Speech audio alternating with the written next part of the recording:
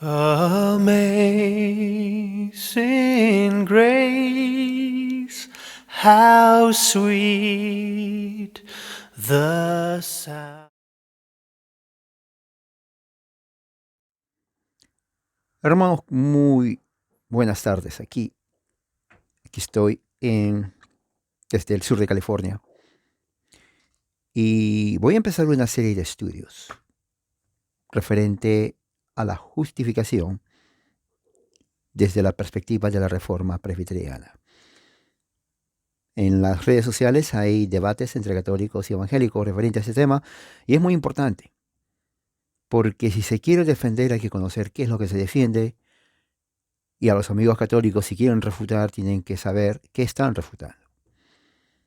Realmente no sigo debates en español porque la calidad de los debates no es muy buena, sinceramente. Generalmente, si quiero observar un buen debate, hago en el idioma angloparlante, donde tanto católicos como evangélicos o protestantes se enfrascan en un debate muy académico, sin insultarse, cosa que es muy común entre los hispanos. Se insultan, se burlan, o sea, es cualquier cosa menos debate. Pero lo importante está, entre todo eso, es que cuando se habla de la justificación, en el aspecto católico no lo entienden muy bien. Creen entenderlo, pero no. Y en el aspecto del lado evangélico, en su afán de defender, también hay ciertas partes en donde les falta un concepto más amplio. Pero hay que conocer qué se está hablando. Así que he decidido hacer unas charlas que va a tomar tal vez semanas o meses, porque voy a tocar la justificación de diferentes textos, de diferentes documentos de la fe reformada. Uno, desde la Confesión de Fe de Westminster, eso está en inglés, pero yo lo voy a traducir. He encontrado de que muchas veces las traducciones que están ahí en el mercado no son fieles, omiten o cambian el significado. Entonces voy a leer, voy a estudiar la Confesión de Fe de Westminster, ya lo he estudiado, y lo voy a ir traduciendo al español y de ahí voy a ir poniendo en mi canal en YouTube explicando qué es o qué se entiende por justificación por la fe. También voy a estar usando la Biblia de estudio de la Reforma, de la herencia reformada. Aquí también hay un buen material, buena información acerca de la justificación por la fe. Está en inglés, obviamente, pero es una de las mejores Biblias más finas que está en el mercado angloparlante. Tengo otra Biblia también de la herencia reformada, pero es una de las mejores. Biblia de estudio de la herencia reformada. También voy a estar usando, obviamente, del gran Juan Calvino, editado por John McNeill. Es una de las obras más autoritativas en cuanto a las obras del ginebrino Juan Calvino. O sea, voy a ir a las fuentes primarias. También al Catecismo Largo de Westminster. Al igual que la Confesión, tiene buen material. Y también del gran, irrefutable León de Princeton, Charles Hodge, en su Teología Sistemática, volumen 3, Soterología. En esta parte, Charles Hodge, que está Teología Sistemática por Charles Hodge, en 3 volúmenes, este es volumen 3. Entonces, en esta parte está justamente lo que tiene que ver con la justificación, capítulo 17. Declaraciones simbólicas de la doctrina. Son 90 páginas que dedica Charles Hodge al desarrollo de la doctrina. O sea, esto nos va a llevar meses, pero créanme que le invito a que estén conmigo porque se va a aprender mucho. También tengo aquí las obras del gran Turretin. Turretin, muchos no lo conocen a él, pero él fue justamente el que, cuando muere Charles Hodge, él toma su lugar aquí en los estudios de la Universidad de Princeton en New Jersey. ¿Ok? Así que estamos,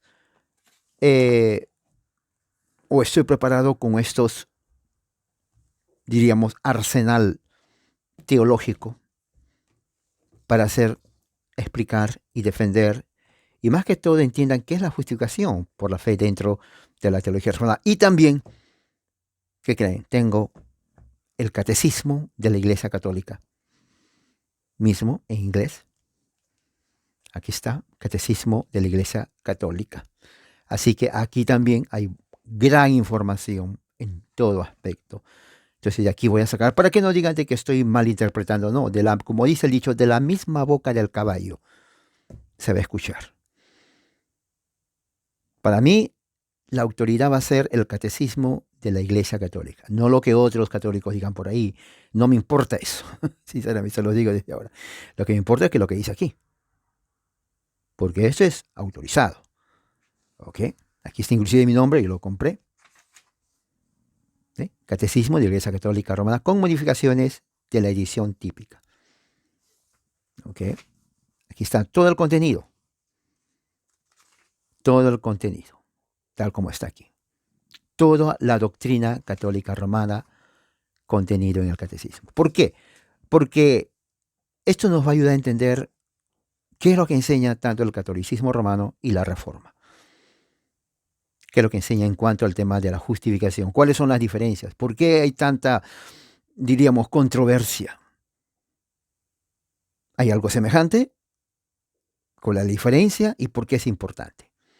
Obviamente, no quiero, diríamos, expandirme más en la introducción, porque eso lo vamos a expandir más en las clases. Así que espero que esto sea de mucha ayuda. Les invito a que se unan conmigo. Lo voy a estar haciendo cada semana. Así que la gracia de Dios esté con todos ustedes, hermanos. Amén.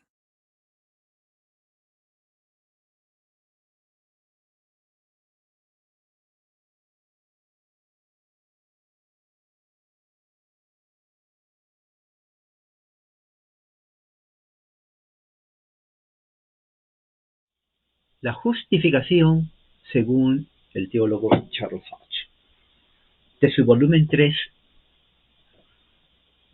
llamado Soterología, capítulo La justificación, capítulo 17.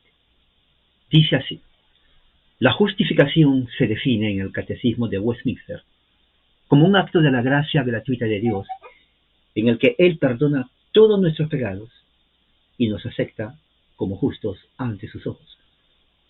Solo por la justicia de Cristo, que nos ha sido imputada y recibida únicamente por la fe.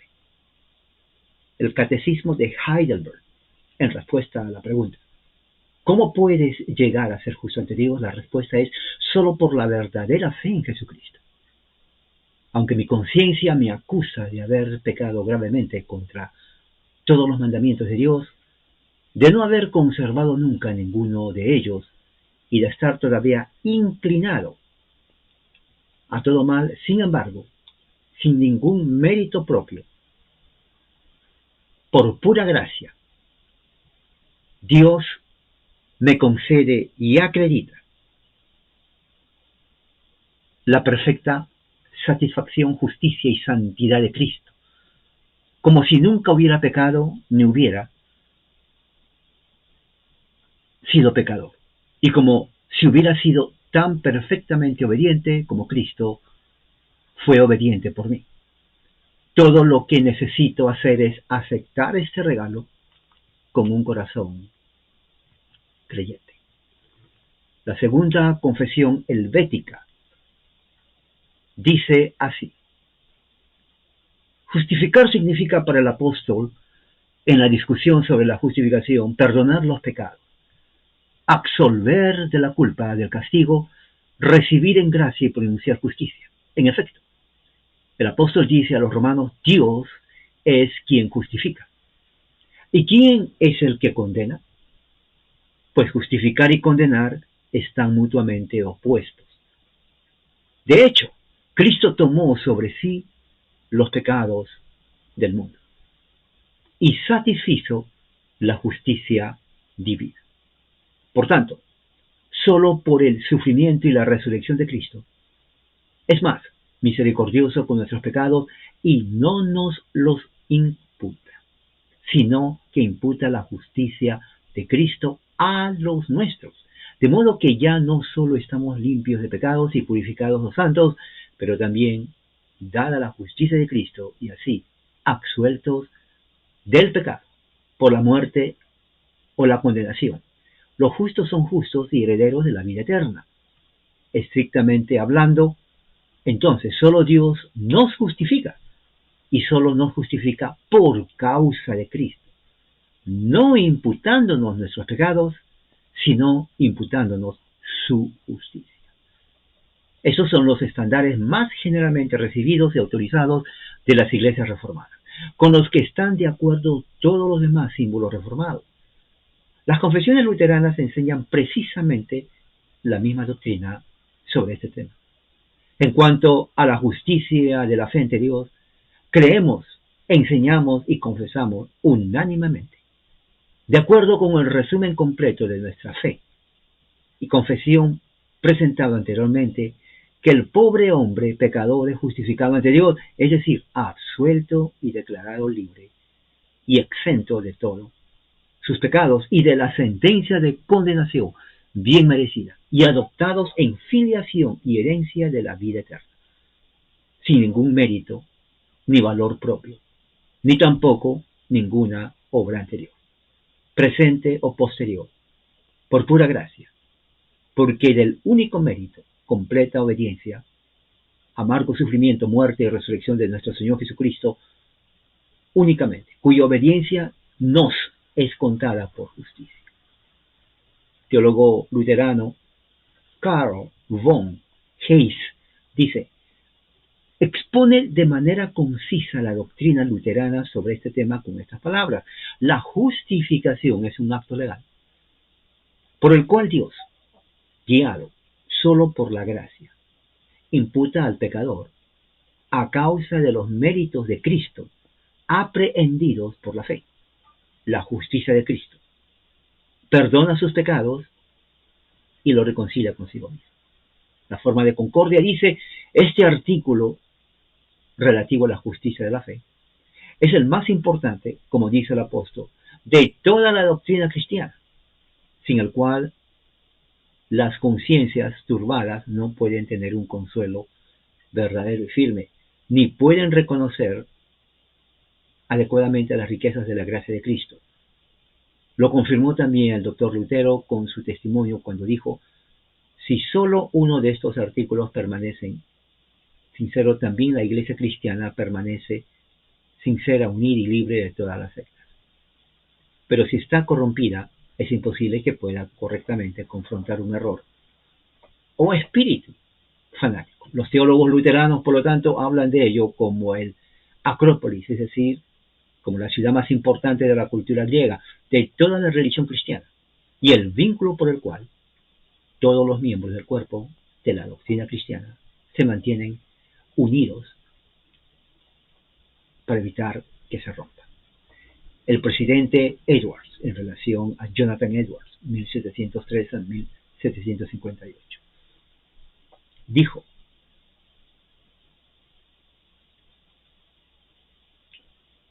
en su discurso sobre la justificación por la sola fe,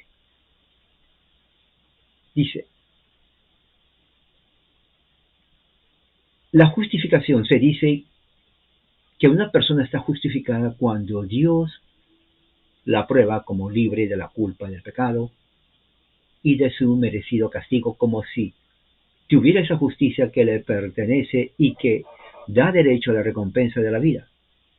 Que debemos tomar la palabra en tal sentido, entenderla como el hecho de que el juez acepta que una persona tiene una justicia tanto negativa como positiva que le pertenece, y la considera, por lo tanto, no solo como absuelta o libre de cualquier obligación de castigo, sino también como justo y recto, y por lo tanto con derecho a una recompensa positiva. No solo es muy agradable a la etimología y al significado natural de la palabra, que significa ser justo o pasar a alguien por justo en el juicio, sino que también es manifiestamente agradable a la fuerza de la palabra, tal como se usa en las Escrituras. Luego, muestra cómo es esto, o por qué solo la fe justifica. No es a causa de alguna virtud o bondad en la fe, sino porque nos une a Cristo e implica la aceptación de Él como nuestra justicia. Así es como somos justificados, solo por la fe, sin ningún tipo de virtud o bondad propia. La base de la justificación es la justicia de Cristo imputada al creyente. El hecho de que sea justicia, de que esa justicia no sea imputada, dice Edwards, no significa otra cosa que esto, que esa justicia de Cristo es aceptada por nosotros y admitida en lugar de esa perfecta justicia inherente que debería estar en nosotros mismos. La perfecta obediencia de Cristo será nuestra, se contabilizará en nuestra cuenta, de modo que tendremos el beneficio de ello, como si lo hubiéramos realizado nosotros mismos. Y por eso suponemos que se nos da un título a la vida eterna como recompensa de esa justicia. Los que se oponen a esta doctrina suponen que hay un absurdo en ella. Dicen que suponer que Dios nos imputa la obediencia de Cristo es suponer que Dios esté equivocado y piensan que nosotros cumplimos con la obediencia que Cristo realizó. Pero, ¿por qué esa justicia no puede ser considerada en nuestra cuenta y aceptada por nosotros sin que sea pensado que es un absurdo? ¿Por qué es más absurdo que el hecho de que un comerciante transfiera deuda o crédito a la cuenta de un hombre a otro, cuando un hombre paga un precio por otro, de modo que sea aceptado como si ese otro lo hubiera pagado? ¿Por qué es más absurdo suponer que nos imputa la obediencia de Cristo que su satisfacción? Si Cristo ha sufrido la pena de la ley por nosotros y en nuestro lugar, entonces se seguirá que su sufrimiento, esa pena nos es imputada, es decir, que es aceptada por nosotros y en nuestro lugar, y se cuenta como nuestra cuenta, como si lo hubiésemos sufrido. Pero, ¿por qué su obediencia a la ley de Dios no puede ser contada tan racionalmente en nuestra cuenta, como su sufrimiento por la pena de la ley?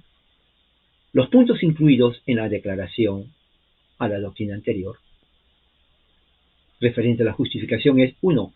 La justificación es un acto y no es una obra continua y progresiva como la santificación. 2. Es un acto de gracia para el pecador. En sí mismo merece condenación cuando Dios lo justifica. 3. En cuanto a la naturaleza del acto, en primer lugar, no es un acto eficiente ni un acto de poder. No produce ningún cambio subjetivo en la persona justificada.